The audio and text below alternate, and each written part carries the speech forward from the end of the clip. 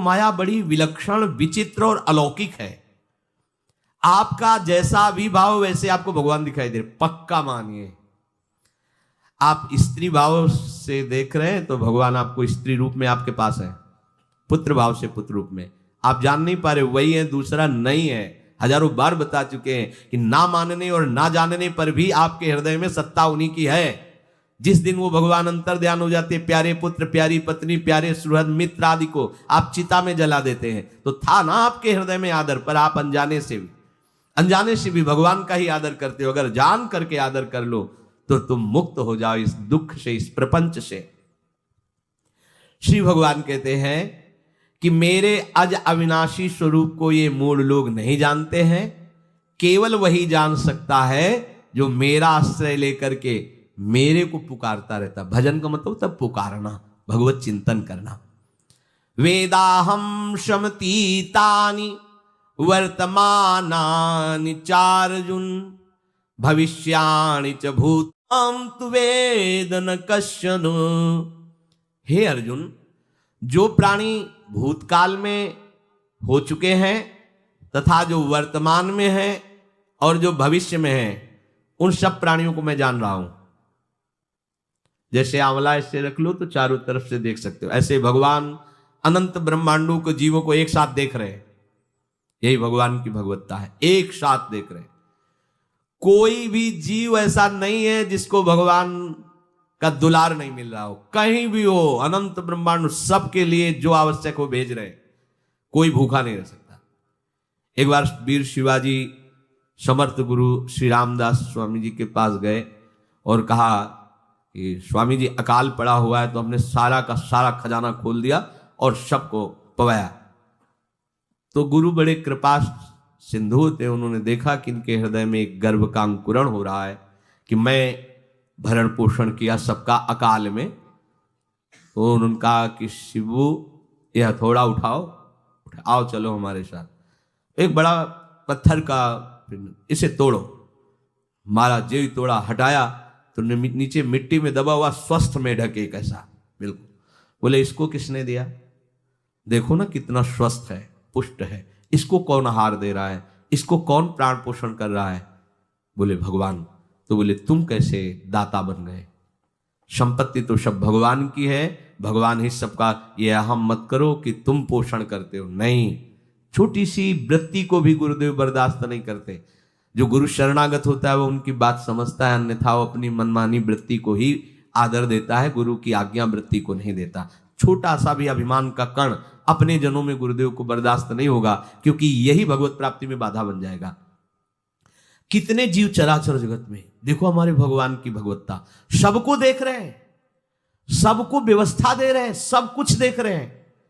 3 प्रकार की लीला हो रही, कहीं पालन लीला, कहीं सृजन लीला, कहीं विनाश लीला, उन्हीं के द्वारा हो रही, वही देख रहे हैं, वही कर रहे हैं।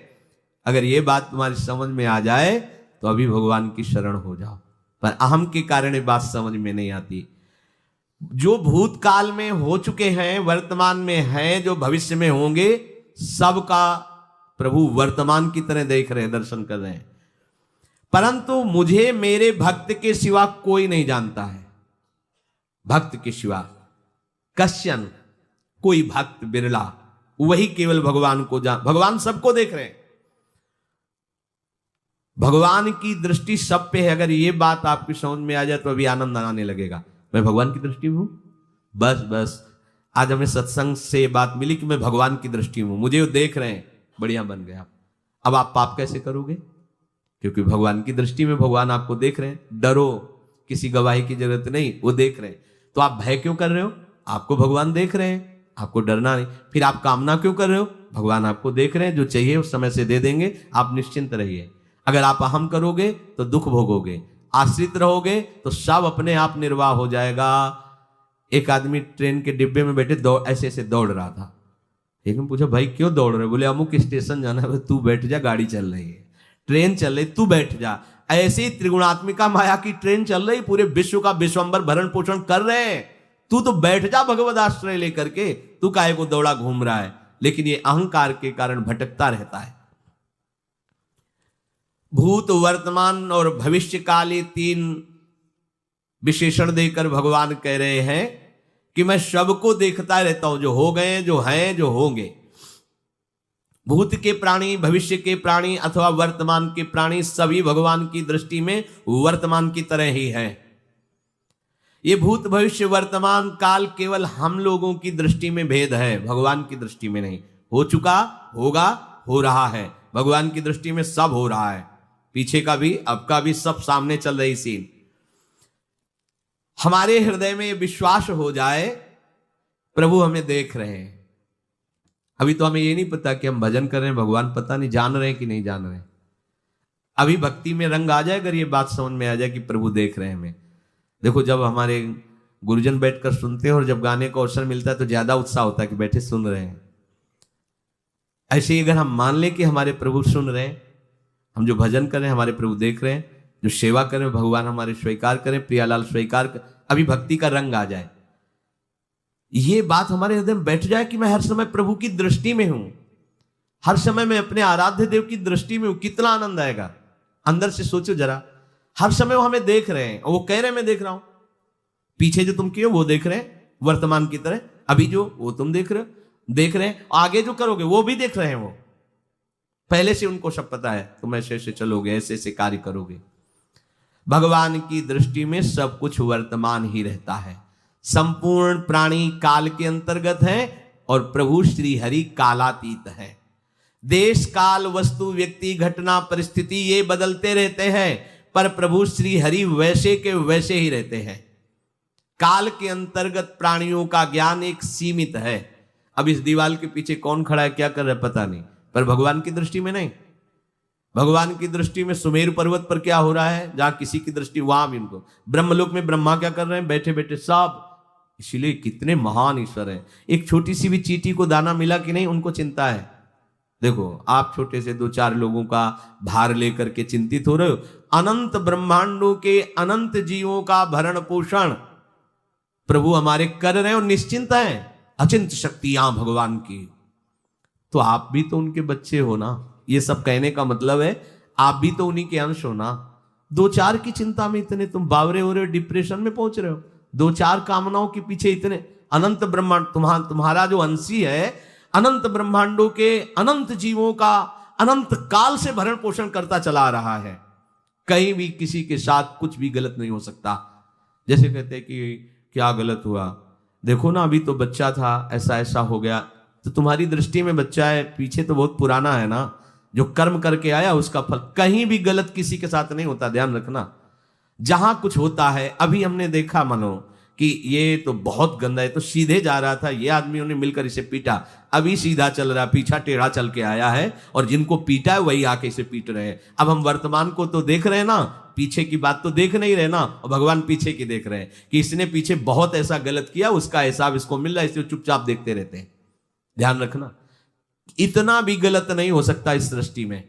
वो कैसे गलत नहीं हो रहा, अभी तो नवयुवक था, उसने कुछ ऐसा किया ही नहीं, अभी तो नई अवस्था थी, अभी तुम्हें दिखाई दे रहा है 15 वर्ष का है, लेकिन भगवान देख रहे हैं मेरा पुरातन अंश है, किस जन्म से क्या क्या करते चला रहा है। ये ज्ञान हो जाएगा तो किसी भी बात में आपको दुख नहीं पहुंचेगा, विक्षेप नहीं पहुंचेगा। नहीं, बड़े बड़े विक्षिप्त हो जाते। एक गौतमी नाम की महान तपस्विनी थी, महाभारत में कथा आती है, उसका एक ही पुत्र था और उसको सांप ने काट लिया। तो वहां की कुल भी उठा के लाए और कहा, देवी मां ये देखो सांप ने तुम्हारे बेटे को काट लिया। तो उनका इतनी सामर्थ्य सांप की कैसे हो गई कि मेरे बेटे को काट लिया और मेरे से भय नहीं माना, आकर्षण वृत्ति जीव ही की सांप सामने आ गया, तूने क्यों काटा, मैं तुम्हें भस्म कर दूंगी। तो आपने कहा पहले हमारी प्रार्थना सुन लो। मेरे सर पर मृत्यु ने आकर के अपना शासन जमा लिया और कटवा दिया, मेरा कोई दोष नहीं। मृत्यु का आकर्षण किया, महान तपस्विनी, भगवान व्यास देव जी ने ये लीला कथा गाई है। मृत्यु का आकर्षण किया, साक्षात मृत्यु सामने आ गई, थर थर कांपने लगी। गौतमी जी ने कहा, मैं अपने तपस्या के बल से तुम्हें भस्म कर दूंगी। हमारे ऐसे निष्पाप बालक को तुमने सांप के द्वारा प्रेरित करके कटवाया। बोले, मेरे ऊपर काल का शासन है, काल ने मुझे प्रेरित किया, मैंने सांप को प्रेरित किया, मेरा कोई दोष नहीं, ये काल का शासन।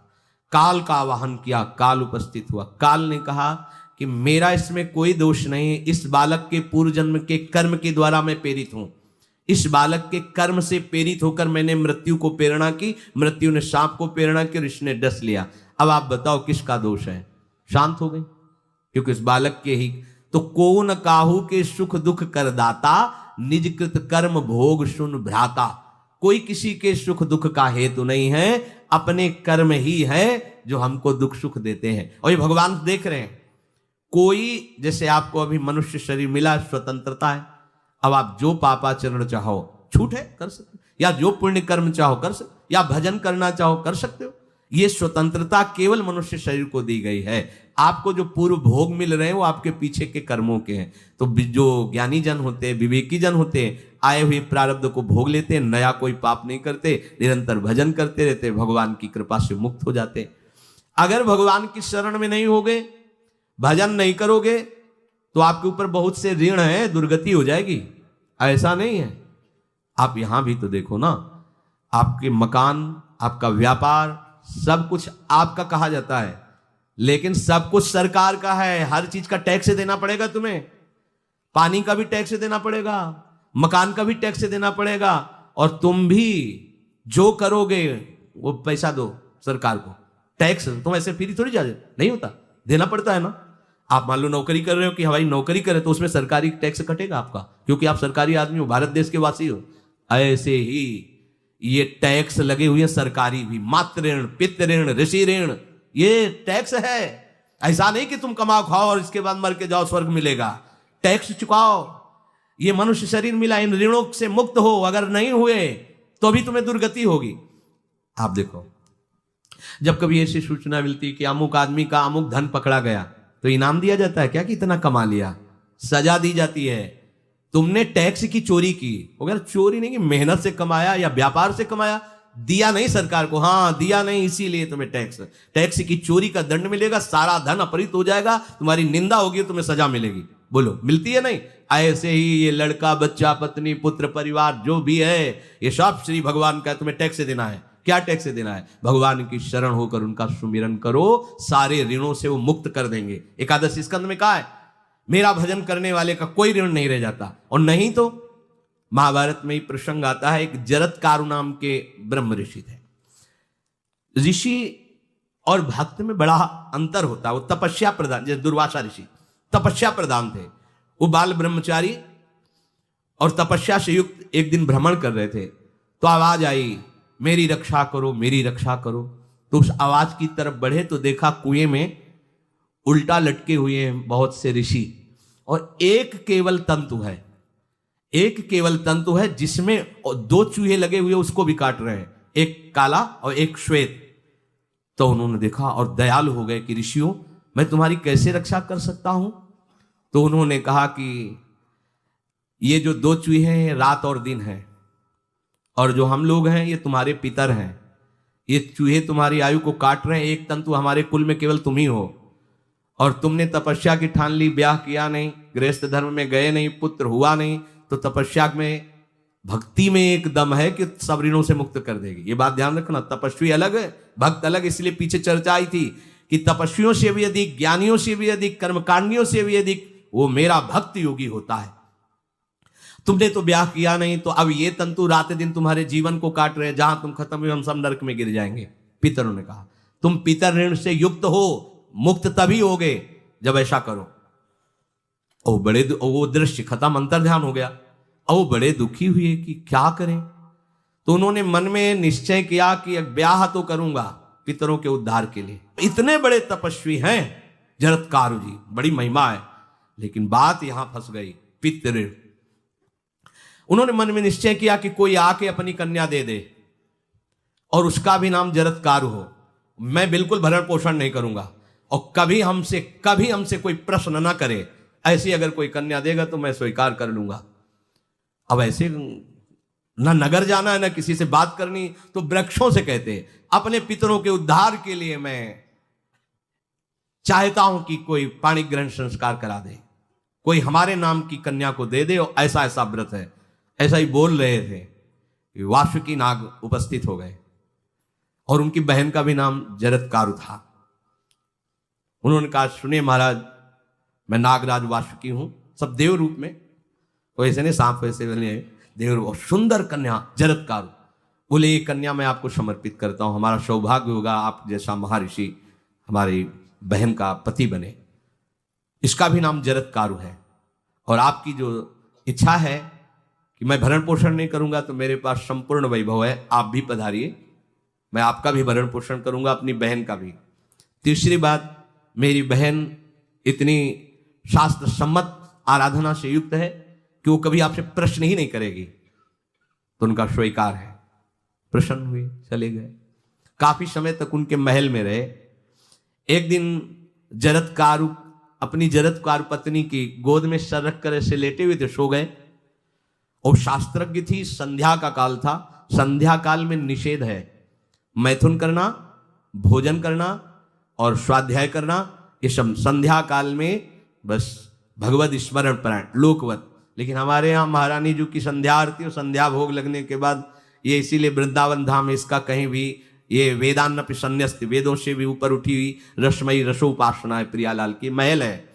ये जगत सिद्धांत नहीं है, ये जगदीश का भी सिद्धांत नहीं है, ये प्रेम सिद्धांत है। वृंदावन नित्य विहार रस है, इसलिए इसको बीच में बता देते हैं कहेंगे दूसरे को तो। और यहाँ शाम के तो भोग ही लगता है, गान बजान होता है, बकाया सिद्धांत है। आंख मूंद करके या तो गायत्री जप या जो गुरु मंत्र चुपचाप शांत भाव से जपे, ऐसा।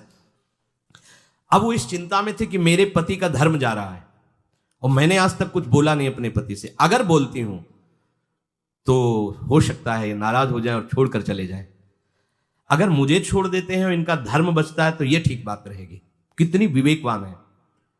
अगर ये सोते रह गए और सूर्य अस्ताचल को चले गए तो इनका धर्म लोप हो जाएगा। ये मैं होने नहीं दूंगी, अपने पति का धर्म लोप नहीं होने। और वो उस समय भी केवल एक लंगोटी लगा के रहते थे, अस्थिमात्र हो रहे शरीर। वहां भी ऐसा नहीं कि दूल्हा बन करके सज, नहीं, वैसे ही केवल पितरों की तृप्ति के लिए उन्होंने बात स्वीकार की थी। उन्होंने कहा महाराज उठिए, संध्या का समय है, शास्त्र निषेध करता है इस समय सोना नहीं चाहिए, नहीं आपके धर्म का लोप हो जाएगा। महाराज उठिए, सूर्य अस्ताचल को बस पहुंचने ही वाले हैं, उठिए। उठे एकदम लाल आंख करते हुए, तुमने हमें टोका कैसे, तुमने हमसे प्रश्न कैसे कर दिया, मैं अभी तुम्हारा त्याग करता हूं। बोले स्वीकार है, आपके धर्म का लोप ना हो। कहीं सूर्य अस्ताचल को चले गए, आपने अर्घ नहीं दिया तो जीवन भर की आपकी उपासना में कलंक लग जाएगा कि आपने संध्या काल में शयन करते हुए सूर्य आराधना नहीं की, आपके धर्म का लोप हो जाए। बड़ा सूक्ष्म धर्म का विषय। तो उनका सूर्य की ताकत कैसे कि मैं सोता रहूं और वो अस्ताचल को चले जाए, ये ऐसे महात्मा थे। कहा सूर्य की ताकत कैसे, भगवान व्यास देव जी ने लिखा है, किसी कहानी की बात नहीं। सूर्य की सामर्थ्य कैसे है कि मैं अर्घ ना दूं और अस्ताचल को चले जाएं। सूर्य तब तक रुके रहते जब तक मैं सोता रहता, पर तुमने टोक दिया, अब मैं चला। जब चले तो उन्होंने कहा हमारे गृहस्थ धर्म का जो फल होता है, आपके पाणी ग्रहण स्वीकार का जो फल होता है, उसको बिना दिए आप कैसे चले जा रहे हैं। तो उनका आस्ति वो है, चले गए। उसी से आस्तिक मुनि का प्रादुर्भाव हुआ और उन्होंने आगे बड़ा चरित्र है उनका, आस्ति, तो उसी से नाम रखा आस्तिक। आस्तिक उन्होंने जन्मेजय की यज्ञ को बंद किया। आप सोचो, एक पितर की तृप्ति के लिए उनको ये सब करना पड़ा। और श्री हरिशरणम और निरंतर भजन, तो मातृण पितृण देवऋण ऋषि ऋण सब ऋणों से उपासक मुक्त होकर के परम धाम को जाता है। एकमात्र भगवदास है। पर ये मूढ़ जन इस बात को नहीं जान पाते हैं। बिना कारण कृपा करने वाले प्रभु जीव को मनुष्य शरीर देते हैं। ये मनुष्य शरीर अंतिम शरीर है, अगर इसमें नहीं बना तो फिर चले जाओगे 84 लाख योनियों के चक्र में।